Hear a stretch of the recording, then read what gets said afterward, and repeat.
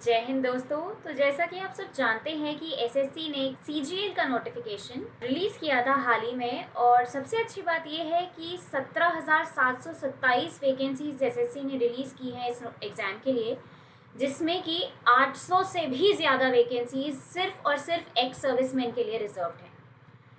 बहुत अच्छा नंबर है कंपेयर टू प्रीवियस जितने भी सालों में ये रिलीज हुआ है notification. 800 plus vacancies ex serviceman के लिए उन्होंने रिजर्व करके रखी हैं, जो कि बहुत अच्छा नंबर है। तो आज हम इस वीडियो में एसएससी सीजीएल का जो नोटिफिकेशन आया है उसके डिटेल्स के बारे में डिस्कस करेंगे। सबसे पहले स्टार्ट करते हैं हम एग्जाम डेट्स यानी कि जो हमारी एप्लीकेशन डेट्स हैं उनके बारे में। तो जैसा कि आपको स्क्रीन पे दिख रहा है कि जो ऑनलाइन एप्लीकेशंस हैं वो 24 जून से स्टार्ट हो चुकी हैं। 24 को जब नोटिफिकेशन रिलीज हुआ था उसी के साथ उन्होंने ऑनलाइन एप्लीकेशन भी स्टार्ट कर दी, और 24 जुलाई यानी कि इसी महीने की 24 तारीख तक इस पर्टिकुलर एग्जाम के लिए आप अप्लाई कर पाएंगे। साथ ही साथ जो ऑनलाइन एप्लीकेशंस का जो रीसेट डेट है यानी कि लास्ट टाइम जब तक आप इसको फिल कर सकते हैं वो टाइम भी मेंशन किया है।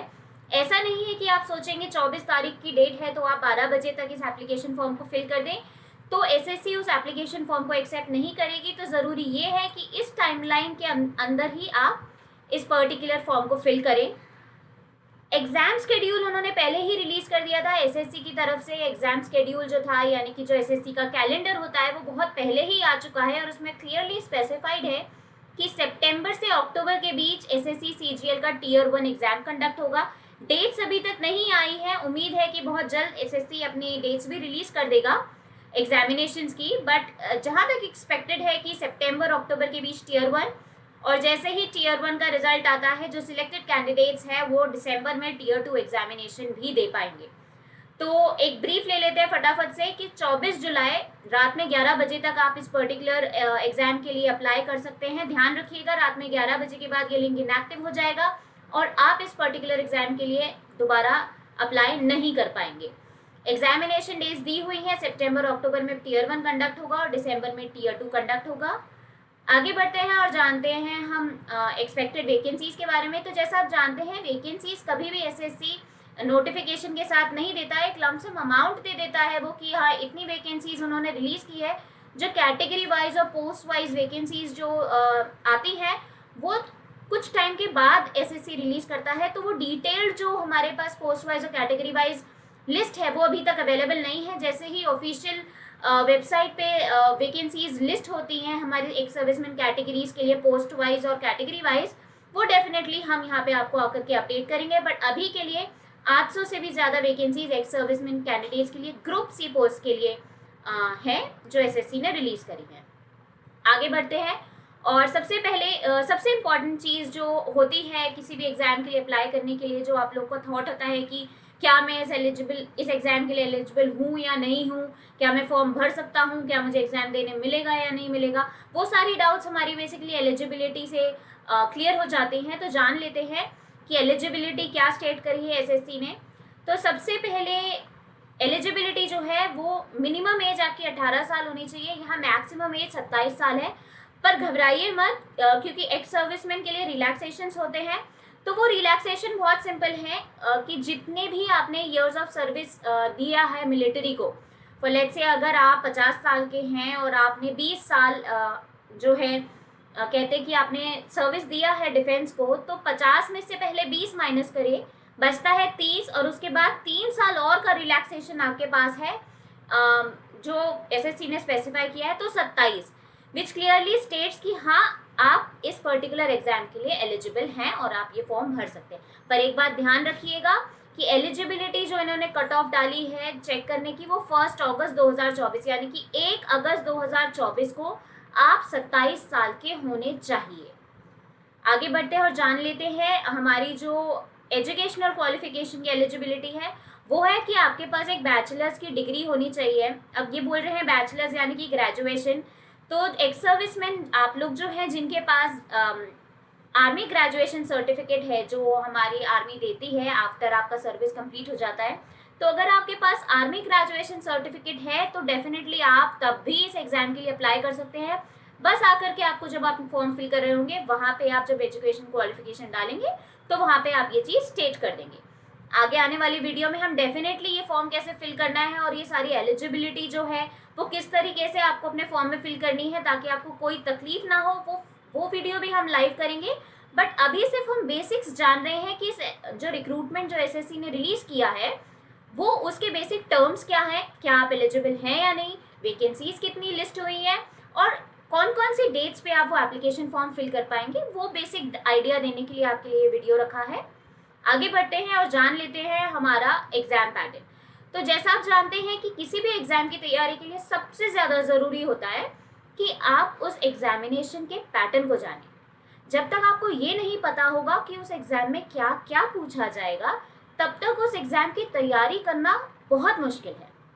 तो सबसे पहले जब आपने फॉर्म फिल कर दिया है, आपने देख लिया है कि आप एलिजिबल हैं, फॉर्म फिल हो चुका है, सबसे पहले जो आपको करना है वो ये करना है कि आप जाएं और ये देखें कि उस एग्जाम का सिलेबस क्या है और एग्जाम पैटर्न किस तरह से है।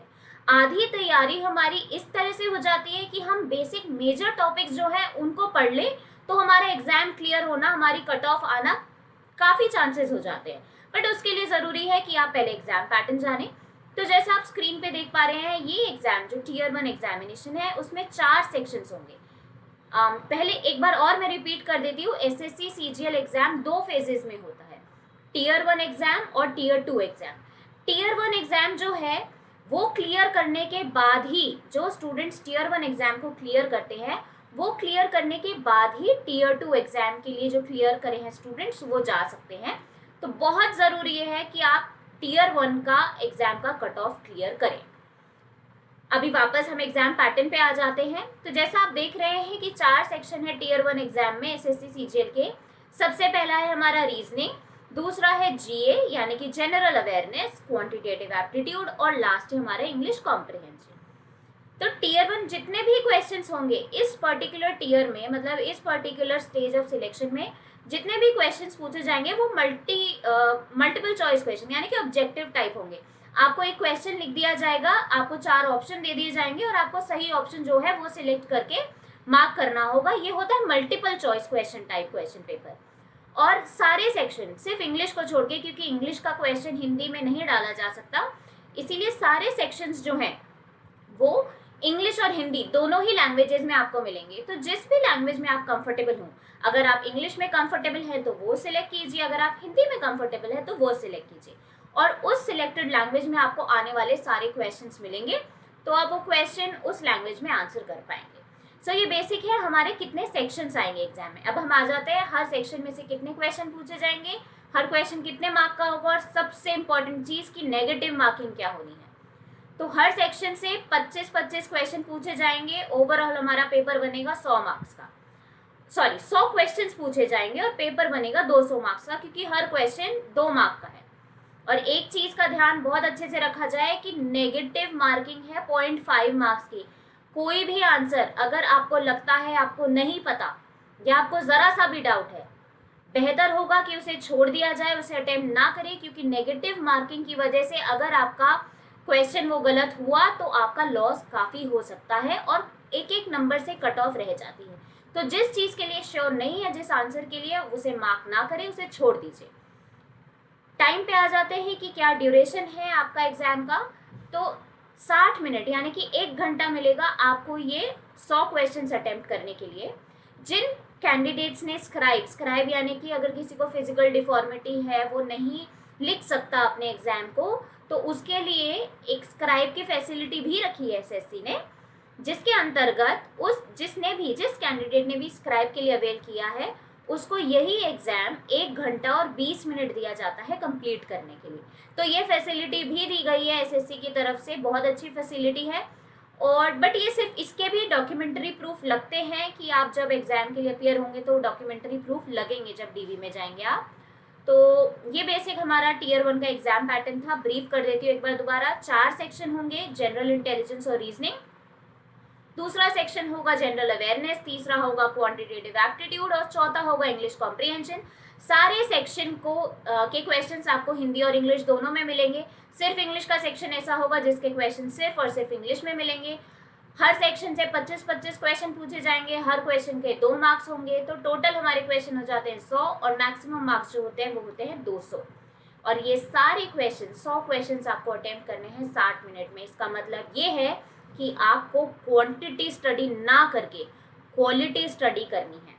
इसका मतलब ये कि जिन टॉपिक्स में से क्वेश्चंस ज़्यादा पूछे जाते हैं उन्हें पढ़ें। वो पढ़ने से आप इन मार्क्स और इन क्वेश्चंस को अटेम्प्ट कर पाएंगे और बहुत ज़्यादा चांसेस है कि आप कट ऑफ क्लियर कर लें। इसके ऊपर भी हम आपको अच्छे से समझाएंगे क्या कट ऑफ और क्या वेटेज है। वो हम एक और वीडियो लेकर के आएंगे जिससे हम आपको इस बारे में एक अच्छे से ब्रीफ दे सके कि किन किन टॉपिक्स को पढ़ना चाहिए आपको, कि जिससे आपका कट ऑफ मीट हो और आप टियर 1 क्लियर करके टियर 2 में जाएं और टियर 2 क्लियर करके भी एक CGL की पोस्ट डेफिनेटली आपको मिले। अभी हम आगे बढ़ते हैं। ये टियर 1 एग्जामिनेशन पैटर्न था। अब हम आगे जाते हैं टियर 2 एग्जामिनेशन पैटर्न। तो जैसा आप देख पा रहे हैं यहाँ पे टियर 2 एग्जाम पैटर्न है। यहाँ पे हमारा है पेज 18 पे हमारा टियर 2 का एग्जाम पैटर्न है, क्लियरली दिया हुआ है। तो ये एग्जाम जो है इसमें थोड़ा सा मतलब थोड़ा ध्यान से समझिएगा कि 2 पेपर होते हैं, पेपर 1 और पेपर 2। पेपर 1 में भी 2 सेशंस है, सेशन 1 और सेशन 2। बात कर लेते हैं सेशन 1 की, जिसमें सेक्शन 1 होता है जिसमें मैथ्स रीजनिंग पूछी जाती है, जिसमें से 30-30 क्वेश्चन आते हैं। यानी कि पेपर 1 के सेशन 1 में पहला सेक्शन होगा, उसमें से मैथ्स का और रीजनिंग के क्वेश्चन होंगे। 30-30 नंबर क्वेश्चन होंगे और हर क्वेश्चन 3 मार्क का होगा। यानी कि क्वेश्चंस तो 60 पूछे जाएंगे और आपके उसके मार्क्स होंगे 180, जो आपको अटेम्प्ट करना है 1 घंटे में। ठीक है, आगे बढ़ते हैं सेक्शन 2 की तरफ, जिसमें आपसे इंग्लिश लैंग्वेज और कॉम्प्रिहेंशन के बारे में और जनरल अवेयरनेस के बारे में पूछा जाएगा। इंग्लिश में से 45 क्वेश्चन आने वाले हैं और GA में से 25 क्वेश्चन, टोटल बनते हैं 70 क्वेश्चंस। और हर क्वेश्चन जैसे कि हमारा सेक्शन 1 में है 3 मार्क्स का है, तो यहाँ टोटल होता है हमारा 210। और ये पूरा का पूरा पेपर जो है आपका सेशन 1 और सेशन 2, यानी कि सेक्शन 1 और section 2, I am very sorry, it is section 1 and section 2, ये आपको 1 घंटे में करना है। यानी कि टोटल आपके क्वेश्चन है 130 जो आपको 1 घंटे में करने होंगे। इसी में हमारा एक सेक्शन 3 आता है जिसके लिए हम अलग से टाइम मिलता है हमको। वो होता है हमारा कंप्यूटर नॉलेज का, जो 20 मार्क्स का होता है और 60 नंबर का। हर क्वेश्चन 3 नंबर का है। टियर 2 में ध्यान रखें 3 मार्क्स का एक क्वेश्चन है, प्लस हुआ तो +3 हुआ, नेगेटिव मार्किंग भी है, तो सोच समझ के आंसर कीजिएगा। और सेशन 2 में हमारा सेक्शन 3 है जिसमें डेटा एंट्री टेस्ट होता है, यानी कि टाइपिंग टेस्ट होता है, जिसमें 15 मिनट आपको दिए जाएंगे और आपको ये पर्टिकुलर टास्क जो देगी वो कंप्लीट करना होगा। अब आ जाते हैं पेपर 2। पेपर 2 की जानकारी वैसे लेना इतना ज़रूरी नहीं है, क्योंकि ये उन्हीं के लिए है जो कि यहाँ पे जैसे लिखा हुआ है, जो जूनियर स्टैटिस्टिकल ऑफिसर या फिर statistics and programme implementation in particular post के लिए अप्लाई कर रहे हैं। पेपर 2 सिर्फ उन्हीं के लिए है। ठीक है, तो पेपर 2 की जानकारी इतनी ज़रूरी नहीं है आपके लिए, क्योंकि आप जो हैं ग्रेड C के लिए हैं और ग्रेड C में ये पोस्ट नहीं आती। सो ये बेसिक था हमारा पेपर पैटर्न जो था टियर 1 और टियर 2 का, जो बहुत ज़रूरी है आपके लिए जानना, क्योंकि एग्ज़ाम की तैयारी तभी हो सकती है जब आपको ये पता हो कि कितने क्वेश्चन आने वाले हैं, किस सेक्शन में से आने वाले हैं और किस तरह से आपसे वो क्वेश्चन पूछे जाएंगे। आगे बढ़ते हैं और जान लेते हैं एप्लीकेशन फ़ी के बारे में। तो बहुत अच्छी खबर है कि ESM कैटेगरी यानी कि एक्स सर्विसमैन कैटेगरी के लिए SSC की तरफ से CGL का फॉर्म फिल करने के लिए आपको कोई फीस पे करने की ज़रूरत नहीं है, ये एब्सोल्युटली फ्री है। तो मेरा सुझाव ये है कि आपको, अगर आप एलिजिबिलिटी क्राइटेरिया में फिट बैठते हैं और आपको सच में SSC CGL की एक पोस्ट चाहिए, तो ये फॉर्म जाके ज़रूर भरें। लास्ट है हमारा सैलरी। तो सैलरी एक ऐसा कंपोनेंट होता है, मुझे ऐसा लगता है कि बहुत ज़रूरी होता है और बहुत इम्पोर्टेंट माना जाता है कि जब हम किसी पर्टिकुलर एग्ज़ाम के लिए अप्लाई कर रहे हैं या हम किसी नौकरी को सर्च कर रहे हैं, तो हर इंसान का सबसे पहला सवाल होता है कि हमें सैलरी कितनी मिलने वाली है। तो इनका जो पे बैंड है वो भी काफ़ी अच्छा है। ग्रुप C पोस्ट के लिए पे लेवल 4 है 7th पे कमीशन के अंडर, और 25,500 से लेकर के 81,100 तक की आपको सैलरी इनहैंस सैलरी मिल सकती है। किस पोस्ट के लिए आप अप्लाई कर रहे हैं उसमें भी काफ़ी कुछ डिपेंड करता है कि आपकी सैलरी क्या रहेगी, बट बेसिक रेंज यही है कि 25,500 से लेके 81,100 तक की रेंज में आपको पे लेवल 4 के अंतर्गत जो हमारा 7th पे कमीशन होता है उसके अकॉर्डिंग आपको सैलरी मिलेगी।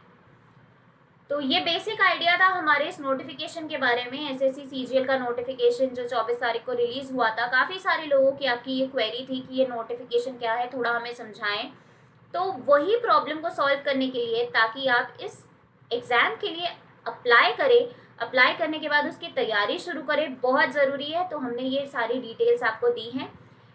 ये डिटेल्स में अगर आपको कोई भी डाउट है तो डेफिनेटली हमें इस वीडियो के कमेंट सेक्शन में डालें। हम उन कमेंट्स को पढ़ करके उनका जितना सही आंसर होगा हम डेफिनेटली आपको देंगे। कोई भी डाउट है हमारे साथ कनेक्ट करें। हमारा व्हाट्सएप चैनल आपको लिंक डिस्क्रिप्शन में मिल जाएगा, उसमें आए, वहाँ पे अपने आप को सब्सक्राइब करें और डेफिनेटली वहाँ आकर के अगर आप अपनी कोई भी क्वेरी पूछते हैं, कोई अगर आपको डाउट होता है, अगर आप पूछते हैं, आपको रेजोल्यूशन विद इन 15 मिनट्स मिलेगा। तो डाउट्स मत रखिए, एग्ज़ाम की तैयारी शुरू कीजिए। एप्लीकेशन फॉर्म का जो अप्लाई करने का टाइम है वो स्टार्ट हो चुका है। मेरा कहना है कि आप पर्टिकुलर एग्ज़ाम के लिए अप्लाई करें, एग्ज़ाम की तैयारी शुरू करें, क्योंकि अप्लाई करने से लेकर के एग्ज़ाम आने तक 2 या 3 महीने हैं। बहुत लग करके मेहनत करें। CGR अगर आप ऐप पे आएंगे तो आपको डेफिनेटली कोर्सेज भी मिलेंगे, आप चाहें तो वो कोर्सेज देखिए, अवेल कीजिए, तैयारी कीजिए और इस एग्ज़ाम को क्रैक कीजिए। All the best for this exam and जय हिंद।